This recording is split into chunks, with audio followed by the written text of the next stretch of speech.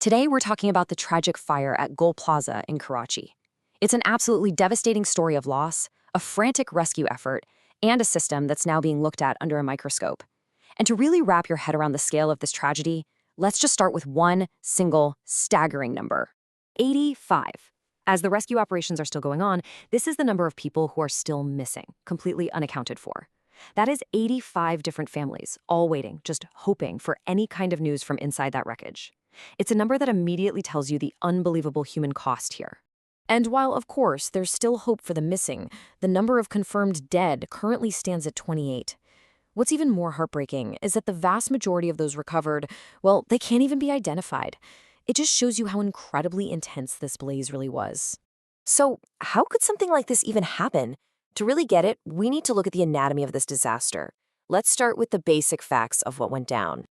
Okay, so the fire was what they call a third-degree blaze. That means it was incredibly severe and just unbelievably hard to get under control. Rescue teams have been struggling with heavy debris and all sorts of technical problems. And the damage is so bad that the building right next to it, Rimba Plaza, has also been declared unsafe. For the families of those 21 unidentifiable victims, any kind of closure is now tied to the long, painful process of DNA testing. But behind every one of these numbers is a real person, a real family, and a story of incredible loss. To truly understand the human cost here, we need to listen to the stories coming from the rubble. Just listen to this. This is from the father of a young boy who is trapped inside. He said, "He is our home's hero. No one in our house is eating or drinking. We see his jacket and we weep." It's just such a raw and powerful look into one family's unimaginable grief. And the individual stories are just devastating. You have a 16-year-old worker named Amir, who managed to make one last phone call to his brother from inside the burning building. There's a 33-year-old woman, Misbah, who could only be identified by a locket she was wearing with her name on it, and 4 of her family members are still missing. There are also reports of a 9-month pregnant woman trapped inside.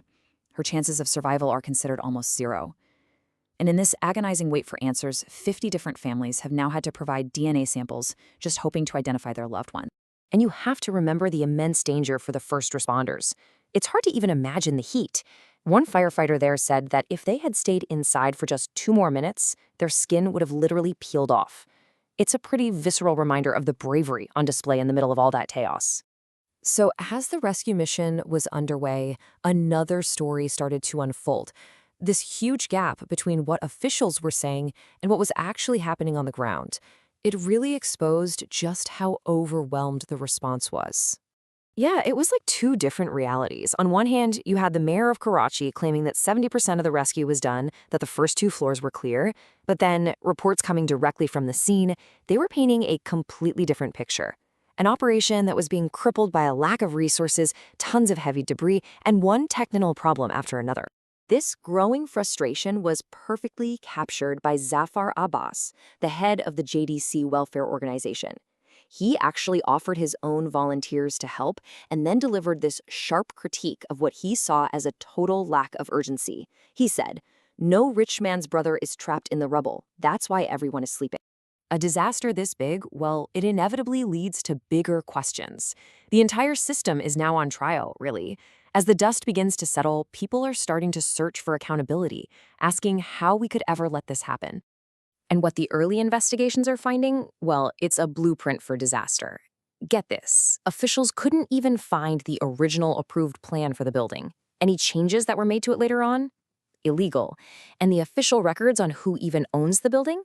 Different authorities had completely contradictory information. So this wasn't just some accident. This was a disaster basically built on a foundation of missing paperwork and regulatory chaos. And right on cue, the blame game began. In the National Assembly, political parties started pointing fingers at each other. One official even claimed that 4 illegal stories had been added to the plaza by a former gunman from a rival party.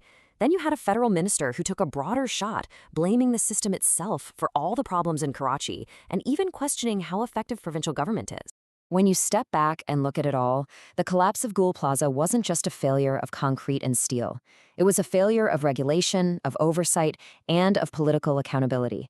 And it leaves all of us with a final, really sobering question. When a building falls, what else has already collapsed?